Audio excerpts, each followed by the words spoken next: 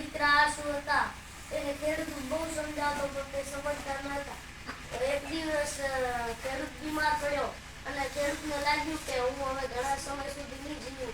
તો તે ચાર દીકરાને બોલાવ્યા અને કહ્યું કે આપણા ખેતરમાં છે માટલા રૂપિયાના ભરેલા રાખ્યા છે.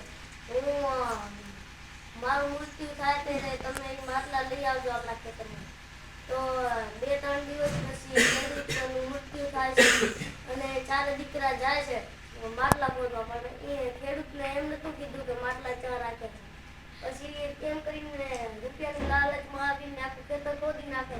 પછી થોડા સમય પછી ચોમાસું આવે છે એટલે ચાર દીકરા વિચારે છે કે હવે કે આપણે કે ખેતર તો ખોદી નાખ્યું, હવે કે બી વાવવાના છે. બી વાવી નાખે છે. પછી બી થોડા દિવસ પછી ઉગે છે અને કહે છે કે આ તો વાત કે સાચી હતી કે પિતાજીએ સાચી વાત કીધી હતી કે રૂપિયા કહીએ તો કે હવે તો કે આપણે કે મળી ગયા કે રૂપિયા. હવે કે આપણે ખેતર વાવીને અનાજ ઘણું હતું નહીં તો અનાજ વેચતા અને વાવીને વેચતા. એમ કરતા કરતા તે મહેનત કરવા લાગ્યા.